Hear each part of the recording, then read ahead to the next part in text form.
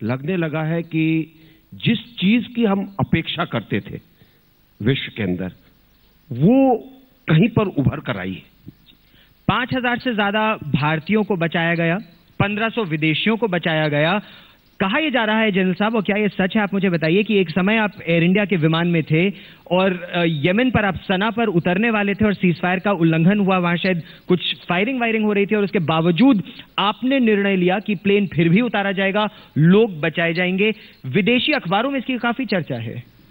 गौरव, ऐसा है कि मेरे ख्याल से जो 42 साल फौज की सिखलाई है वो ये बताती है कि जब आपको कोई काम दिया गया तो आपको काम पूरा करना है, और आप अगर उस स्थान पर हैं तो आपको निर्णय लेने के अंदर आसानी होती है।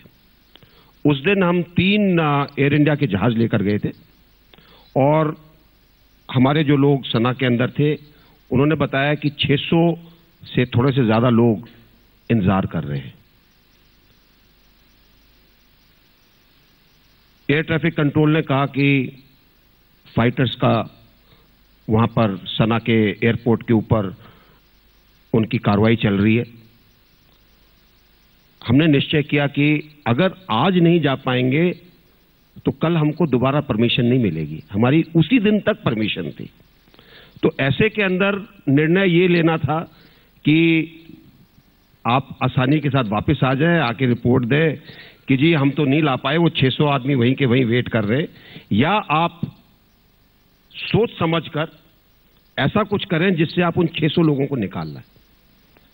और बड़ी खुशी हुई कि हम उन 600 लोगों को निकाल पाए, और हमारे उतरने से 1 मिनट पहले फाइटर्स वहां से निकल गए। जी, रिस्क लिया आपने। ये भारत का एक तरह से देखा जाए तो सॉफ्ट पावर प्रोजेक्शन था।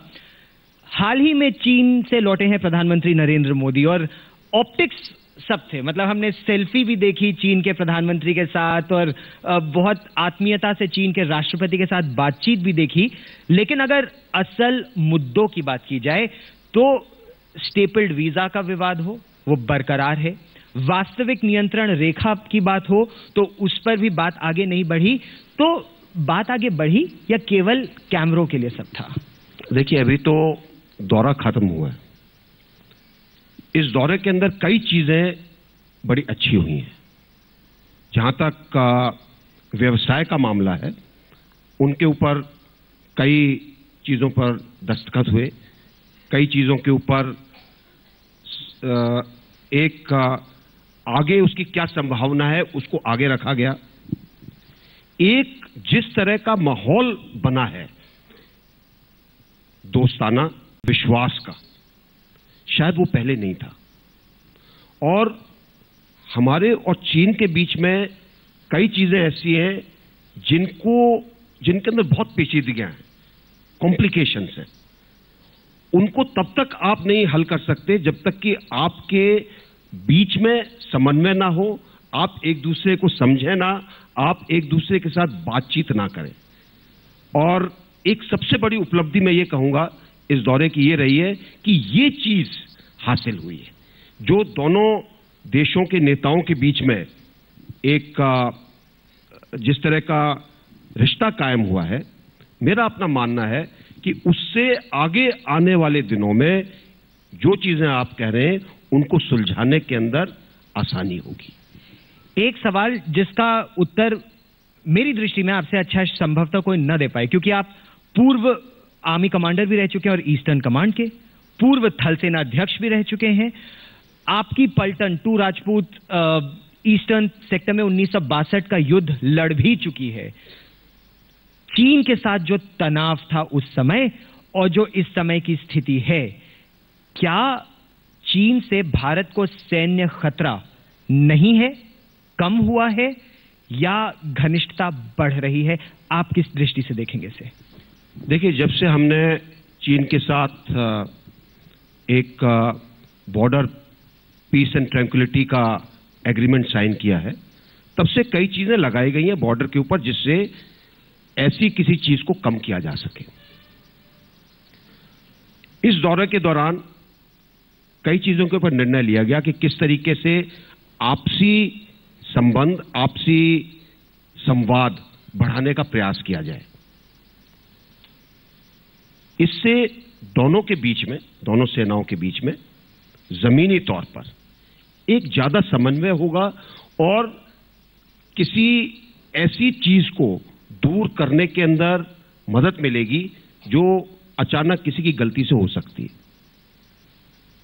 जैसे जैसे रिश्ते अच्छे बनेंगे, जैसे जैसे हम एक दूसरे को ज्यादा समझेंगे, जिन चीजों की हम बात करते हैं वो कम होंगी। जब तक सीमा विवाद हल नहीं होगा, हम हमेशा कहते रहेंगे कि कुछ ना कुछ हमको दिक्कत है। लेकिन जिस तरह का वातावरण तैयार किया जा रहा है, मुझे लगता है कि सीमा विवाद को हल करने के अंदर भी आसानी मिलेगी। इससे पहले जब पूर्व प्रधानमंत्री डॉक्टर मनमोहन सिंह चीन गए, या फिर जब चीन के राष्ट्रपति शी जिनपिंग भारत आए, अहमदाबाद में थे, तब भी चीनी सैनिकों की घुसपैठ हुई थी भारतीय सीमा में। किंतु इस समय जब प्रधानमंत्री नरेंद्र मोदी चीन गए, इस तरह की कोई खबरें नहीं आई हैं। सेना में सूत्र बता रहे हैं कि इस बार वास्तविक नियंत्रण रेखा का उल्लंघन नहीं हुआ है। क्या इसमें कोई संकेत है? देखिए, चीन के साथ जब हम डील करते हैं, वहां संकेत भी होते हैं, बातचीत भी होती है, कुछ चीज दर्शाने की कोशिश भी की जाती है। हर चीज को समझना पड़ता है और ये आज से नहीं है, चीन शुरू से इसी प्रकार चलता रहा है। आप कोरिया युद्ध के दौरान देख लीजिए, कुछ चीजें ऐसी की जाती थी जो संकेत के तौर पर होती, और मैं सोचता हूं कि अगर अब ऐसी चीजें नहीं हुई हैं तो एक संकेत है कि हम आपके साथ संबंध सुधारना चाहते हैं। और व्यक्तिगत तौर पे मैं आशा करूंगा कि ये संकेत अच्छे तरीके से आगे भी चलता रहे, ताकि दोनों देशों को अपने रिश्तों को सुदृढ़ बनाने के अंदर अलग अलग क्षेत्र के अंदर मदद मिले। प्रधानमंत्री नरेंद्र मोदी आतंकवाद के मुद्दे पर काफी बोल रहे हैं अंतर्राष्ट्रीय पटल पर। चीन में भी उन्होंने इस मुद्दे को उठाया था। सैयद सलाउद्दीन की बात करें, आतंकवादी है, लेकिन डर यह है कि चीन अभी भी मदद नहीं कर रहा है उसे एक अंतर्राष्ट्रीय आतंकवादी को यूएन में घोषित करने के लिए। चीन का वहां वीटो भारत के लिए खतरनाक हो सकता है। तो क्या कहीं तालमेल की कमी रह गई है?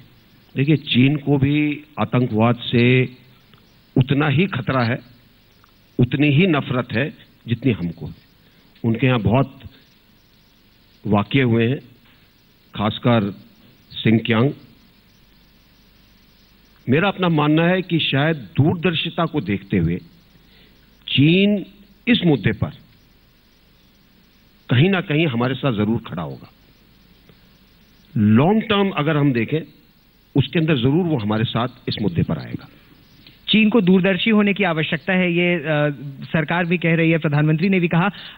फौज में एसीआर की बड़ी अहम भूमिका रहती है प्रमोशन के लिए। तो अगर प्रधानमंत्री की चीन यात्रा की बात की जाए और अगर एसीआर लिखा जाए, तो चाइना यात्रा को आप कितने पॉइंट देंगे 10 में से?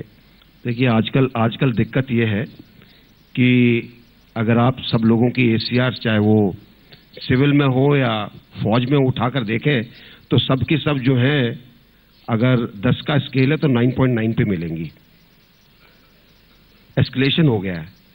मैं तो ये कहूंगा कि उसी चीज को ध्यान में रखते हुए जिन चीजों को लेकर प्रधानमंत्री गए थे वो उपलब्धियां हुई हैं, और मैं भी उनको उसी दायरे में रखूंगा, 9.9 के दायरे में रखूंगा। 10 में से 9.9, तो ये तो प्रमोशन है चीन के साथ भारत के संबंधों का। अब रुख करते हैं पाकिस्तान का, और पाकिस्तान की अगर बात की जाए तो जब प्रधानमंत्री नरेंद्र मोदी ने सत्ता संभाली थी तो उन्होंने पाकिस्तान के प्रधानमंत्री नवाज शरीफ को आमंत्रित किया, वो आए भी, लेकिन एक नई टेम्पलेट की बात हुई कि हुर्रियत से बातचीत नहीं होनी चाहिए, या हुर्रियत से बात करो या भारत सरकार से बात करो। 1 साल बाद क्या यही रवैया है आपका? देखिए, जब सरकार का गठन हुआ उस समय जो पहल की गई अपने पड़ोसियों को बुलाने की, खासकर सार्क के देशों को, उसका एक मतलब था, और उसका मतलब साफ था। हम अपने दोस्ती का हाथ बढ़ाना चाहते हैं, आप हमारे साथ मिलकर चलें, हमें अच्छा लगेगा, दोनों के विकास की बात है। इसके अंदर जहां तक पाकिस्तान का सवाल है, जब हमने देखा कि कहीं पर कुछ ऐसी चीज हो रही है जो कि नहीं होनी चाहिए, भारत ने अपना उस पर खेद जताया और कहा कि हम इस चीज को आगे नहीं बढ़ने देंगे। हमें पूरी आशा है कि पाकिस्तान इन संकेतों को समझता है। क्या समझ रहा है पाकिस्तान आपके संकेत? देखिए, कोई भी देश ऐसा नहीं होता जो संकेतों को नहीं समझता, और उनकी जो नीति है, हमने हमेशा कहा है कि आतंकवाद एक देश की नीति के तौर पर नहीं चलना चाहिए। अगर आप आतंकवाद को आतंकवाद तक रहने दें, उसका उपचार किया जा सकता है, लेकिन अगर कोई देश उस आतंकवाद का नीति के तौर पर समर्थन करता है तो वो देश गलत है। और हम आशा करते हैं कि जिस तरह के संकेत दिए गए हैं, जिस तरीके से बातचीत हुई है, उससे दोनों देशों के अंदर एक इस चीज के ऊपर जरूर एक ये कहिए कि अंडरस्टैंडिंग आई है कि ये चीज हो सकती है, ये चीज नहीं हो सकती। मतलब अगर पाकिस्तान आतंकवाद का साथ देगा, आपकी दृष्टि में क्या पाकिस्तान के रवैये में कोई परिवर्तन आया है, या पाकिस्तानी सेना, आईएसआई, उनके कुछ elements, state actors, non state actors अभी भी भारत के खिलाफ काम कर रहे हैं, चाहे वो भारत में हो या भारत के इंटरेस्ट अफगानिस्तान में हो? देखिए, पाकिस्तान का जो पूरा तंत्र है, उसके अंदर अलग अलग जो प्लेयर्स हैं, उनकी अलग अलग भूमिका है। फौज का अलग है, आईएसआई उसके साथ है, सिविल सोसाइटी का अलग है, जुडिशरी का अलग है, और पॉलिटिकल सेटअप का अलग है। इनके अंदर तालमेल के अंदर हमेशा कोई ना कोई दिक्कत रही। आमतौर पर जिसके हाथ पावर लग जाती है, उस पावर को नहीं छोड़ता है। तो इस चीज को हमें ध्यान में रखकर चलना पड़ेगा। तो क्या अब यह जरूरी है कि हम प्रधानमंत्री नवाज शरीफ से बात करें सार्क के स्तर पर, बायलैटरल तभी बात करें, द्विपक्षीय वार्ता तभी हो जब आतंकवाद के खिलाफ कार्रवाई हो, जब 26/11 के आतंकवादियों के खिलाफ कार्रवाई हो? क्या बैक चैनल्स के जरिए, और क्योंकि आप पूर्व थल सेना अध्यक्ष हैं, आप वास्तविक स्थिति को भली भांति समझते हैं, क्या आवश्यकता है कि हम पाकिस्तान की सेना के साथ भी बैक चैनल बातचीत शुरू करें? देखिए, कोई भी देश, और खासकर देश जो कि जनतांत्रिक है, वो दूसरे देश की सरकार से बात करता है। और इसके अलावा आपके ट्रैक टू चलते रहते हैं, आपकी और बाकी चीजें चलती रहती हैं। मेरा अपना व्यक्तिगत मानना यह है कि जो संकेत दिए गए हैं वो बिल्कुल साफ है, और उन संकेतों को ध्यान में रखते हुए हम इस चीज की आशा करते हैं कि पाकिस्तान उनको समझकर, जो हमने दोस्ती का हाथ बढ़ाया है, जो हमने उनको कहा है कम करने के लिए, उसके ऊपर जरूर कार्य करेगा। कई लोग पाकिस्तान पर एक सवाल और, इससे हम लोग अफगानिस्तान पर बढ़ेंगे, लेकिन पाकिस्तान चाहता है कि हम क्रिकेट खेलें, भाईचारा बढ़े, दोस्ती बढ़े, दोनों देशों की क्रिकेट टीमें शायद आपस में खेलेंगी तो विवाद शायद सुलझे। लेकिन जो स्ट्रैटेजिक कम्युनिटी है, और यहां बड़ी संख्या में मौजूद है, उसका यह मानना है कि जब तक पाकिस्तान आतंक पर लगाम नहीं लगाए, हमें क्रिकेट नहीं खेलना चाहिए। सरकार की इस पर क्या राय है? देखिए, सरकार इसके ऊपर जरूर अपनी राय देगी। फिलहाल मामला खेल का है, खेल मंत्रालय का है। जिस दिन ये विदेश मंत्रालय के पाले में आ जाएगा, मैं उसका जवाब आपको दे दूंगा। जनरल साहब, आपने पीएचडी की है वाखान कॉरिडोर पर, और ये दुनिया का एक ऐसा इलाका है जिसके बारे में आमतौर पर लोगों को कम मालूम है, लेकिन ये कूटनीति की दृष्टि से, चाहे चीन की बात हो, पाकिस्तान की बात हो, अफगानिस्तान की बात हो, भारत की बात हो, सेंट्रल एशिया की बात हो, वाखान कॉरिडोर बहुत क्रूशल है स्ट्रैटेजी के लिए। अफगानिस्तान में जो आप इस समय की स्थिति देख रहे हैं, अफगानिस्तान में स्प्रिंग ऑफेंसिव तालिबान ने शुरू कर दिया है, आए दिन काबुल में ग्रीन जोन में आतंकवादी हमले हो रहे हैं, यूएस फोर्सेस ड्रॉ डाउन कर रही हैं। ऐसी परिस्थिति में भारत का अफगानिस्तान के प्रति क्या रवैया होना चाहिए? देखिए, अफगानिस्तान के साथ हमारे अलग संबंध हैं, और ये संबंध आज के नहीं है, ऐतिहासिक है। हमने मानवीय आधार पर अफगानिस्तान के अंदर काफी मदद भी की। हमारा मानना है कि अफगानिस्तान का भविष्य उसके हाथ में छोड़ना चाहिए। हमने कई बार यह भी कहा है कि जब तक हम अफगानिस्तान के आर्म्ड फोर्सेस को इतना सुदृढ़ ना बना दें कि वो अपनी रक्षा खुद कर सके, तब तक उनको जो बाहर से मदद मिल रही थी वो मिलनी चाहिए। एक और अफगानिस्तान की समस्या है, लैंडलॉक्ड है, एक रेंटियर स्टेट है, बाहर की मदद चाहिए उनको। उनके लिए अगर उनको हमने आगे बढ़ाना है तो व्यवसाय के, ट्रेड के रास्ते खोलने पड़ेंगे। इसके अंदर भारत बाकी देशों के साथ मिलकर कोशिश कर रहा है। जो कुछ आज हो रहा है अफगानिस्तान में वो चिंता का विषय है, और जब उनके राष्ट्रपति आए थे उन्होंने भी, उनको मैंने एक दो और जगह पर सुना है, उनका बिल्कुल साफ विचार है कि कैसे इसको हल करना है, और मुझे पूरी आशा है कि वो उस रास्ते के ऊपर जरूर चलेंगे। लेकिन करार करते हैं आईएसआई के साथ, मतलब आप आतंक से निपटना चाहते हैं और आतंक को बढ़ावा दे रही एक एजेंसी के साथ आप एग्रीमेंट साइन कर देते हैं, तो क्या कहीं अफगानिस्तान ये गलती कर रहा है? और क्या भारत के लिए सचेत होने की आवश्यकता है? क्योंकि भारत पर भी हमले पहले हुए हैं और अब भी हो रहे हैं। कहा जा रहा है जो हाल में हमला हुआ था होटल पर, उसमें भी निशाना हमारे राजदूत थे। देखिए, जहां तक हमारा सवाल है, जो कुछ भी होता है हम उसके लिए सचेत हैं, और जहां हमसे कोई मदद मांगी जाती है हम वो मदद देने को तैयार हैं, जो कि मानवीय आधार पर मदद। अफगानिस्तान के राष्ट्रपति यहां पर होकर गए हैं, उनकी बातचीत हुई है, आगे भी बातचीत चलती रहेगी कई विषयों के ऊपर, और मुझे पूरी आशा है कि करार हो आईएसआई के साथ या करार ना हो, अफगानिस्तान अपने हितों की रक्षा करने के लिए वो सब उपाय करेगा जिससे उनकी प्रभुसत्ता कायम रहे और उनको किसी तरह का दिक्कत ना हो। क्या ये डर है कि तालिबान एक बार फिर वहां पर अपना वर्चस्व स्थापित करने का प्रयास तो कर ही रहा है, सफल हो सकता है? देखिए, अभी भी जो देश एक बार इकट्ठे हुए थे 2001 के बाद, वो सब इसके ऊपर निगाह डाले हुए। बहुत से देश ऐसे हैं जो कि आज अफगानिस्तान को वित्तीय तौर पर मदद देते हैं या सैनिक का ट्रेनिंग के तौर पर मदद देते हैं या हथियार देते हैं। ये सब देश देख रहे।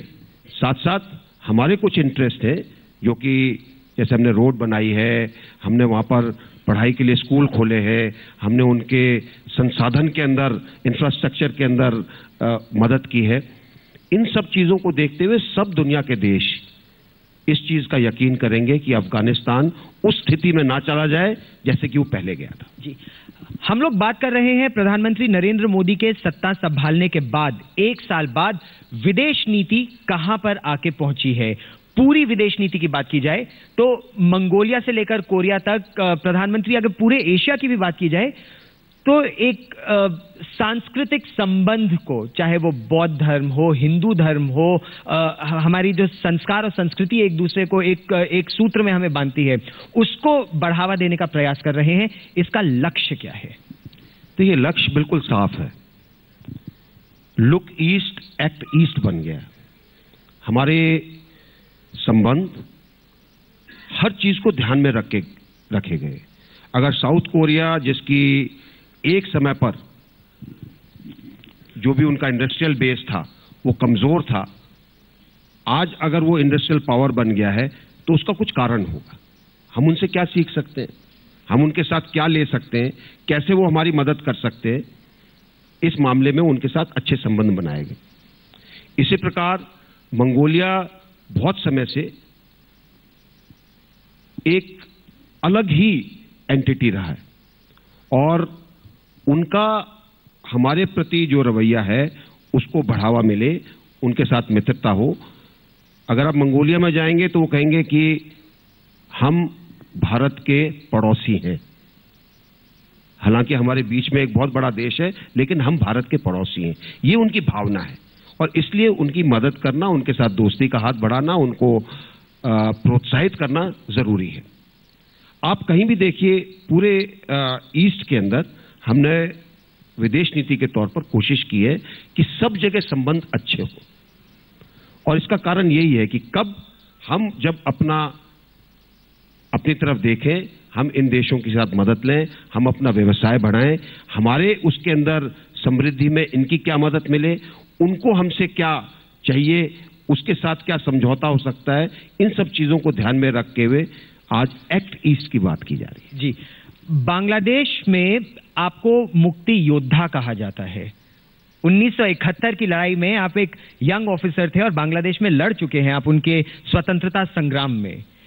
बांग्लादेश इस समय एक बहुत कठिन परिस्थिति से जूझ रहा है, जहां पर उनके ब्लॉगर्स को मारा जा रहा है, अलकायदा से लेकर इस्लामिक स्टेट वहां पर अपनी पैठ बनाने का प्रयास कर रहे हैं। ऐसी परिस्थिति में भारत क्या मदद कर सकता है? देखिए, भारत और बांग्लादेश के संबंध पिछले कुछ वर्षों में बहुत अच्छे हुए। मुक्ति योद्धा तो इसलिए बोला जाता है कि जितने लोगों ने वहां मुक्ति संग्राम के अंदर भाग लिया वो सब मुक्ति योद्धा है। कई वहां पर अभी भी लोग हैं जिनके जो हम लोगों के साथ तब 71 में थे। एक उस युद्ध के प्रति आदर भाव है। मेरा अपना मानना यह है कि बांग्लादेश के अंदर काफी प्रयास किया जा रहा है कि ये इस टाइप की जो चीजें हो रही हैं उनके ऊपर काबू पाया जाए। कभी भी जब ऐसे लोगों को आप हटाने की कोशिश करते हैं या ऐसी चीजों के ऊपर दबाव डालने की कोशिश करते हैं तो वो दीवे की आखिरी लौ की तरह ज्यादा चमकती है। शायद ऐसा ही हो रहा है। तो ये आतंक के दिए की आखिरी लौ है बांग्लादेश में, लगता है। ये तो अच्छी बात है।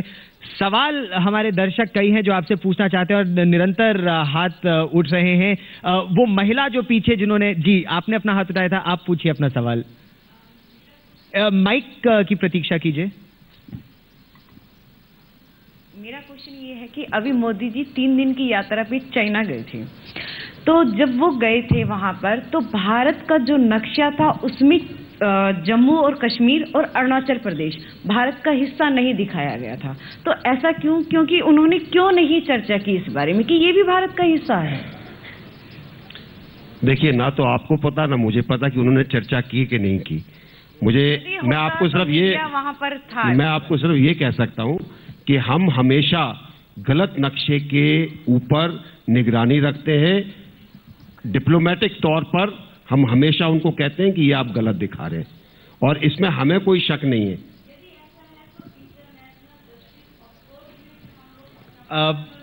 आप अपना सवाल जी माइक की प्रतीक्षा कीजिए। आपकी सरकार को 1 साल हो गए, उसके लिए मुबारकबाद। अभी जैसा आपने स्लोगन दिया है, सरकार आपकी है, मेरी सरकार नहीं है। मैं सरकार का हिस्सा हूं। Thank you sir. सर, जैसा अभी आपने नारा दिया है कि साल 1 और काम अनेक, शुरुआत अनेक, तो आपके अगले 1 साल के क्या टारगेट है और क्या आपके विचार हैं उसके ऊपर? देखिए, मैं आपको अपनी व्यक्तिगत राय बताता हूं। मैं मानता हूं कि देश नारों से नहीं चलता है। मैं ये कहूंगा कि इस सरकार के 1 साल का अवलोकन आप पिछले 60 साल के मुकाबले में करिए, फिर देखिए कि अभी क्या काम हुए। दूसरी चीज, हम इस पूरे तंत्र के अंदर सुधार करने की कोशिश कर रहे हैं, सिस्टमिक चेंज। अगर एक उदाहरण के तौर पे मैं लूं, हम होम्योपैथिक ट्रीटमेंट कर रहे हैं ताकि जड़ से, मूल से वो समस्या खत्म हो जाए। एलोपैथिक ट्रीटमेंट नहीं कर रहे हैं। इंजेक्शन लगाया, 4 दिन आप ठीक रहेंगे, उसके बाद फिर बीमार हो जाएंगे। तो समय की सीमा नहीं है इसके अंदर। जो काम हो रहे हैं वो आगे चलते जाएंगे, और समय ऐसा आएगा जब देश के लिए जो एक चीज सोची गई है कि भारत एक विकसित, समृद्ध, शक्तिशाली, सबके साथ चलने वाला देश बने, वो जरूर आएगा। अशोक सिंघल।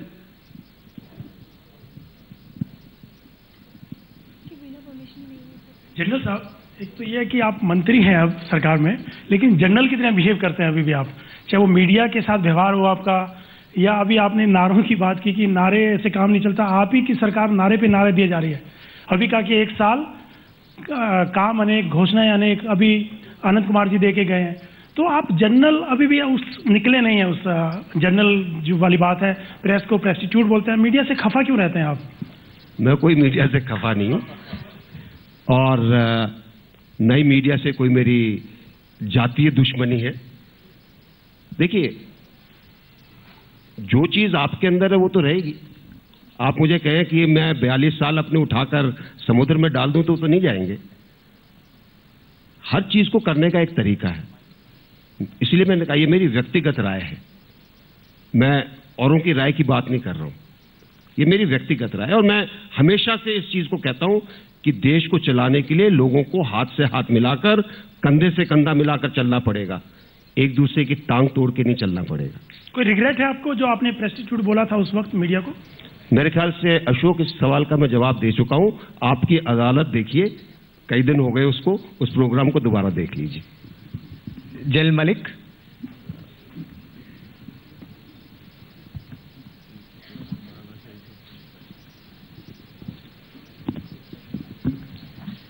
धन्यवाद। मेरा सवाल तो दूसरा था, लेकिन जो पहले जिन्होंने सवाल पूछा था उसी से मैं शुरू करूँगा।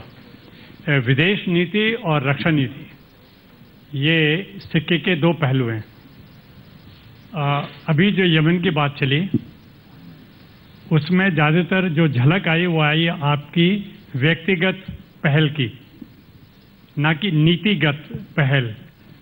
आप अभी जिस स्थान पर हैं मंत्री होने के नाते, हमारी भारतीय विदेश सेवा की संख्या बहुत ही कम है, चाइना के मुकाबले तो बहुत ही कम है, कार्यशैली और उसकी जो ट्रेनिंग है, ये तीनों चीज़ों बहुत ही कम मानी जा रही है।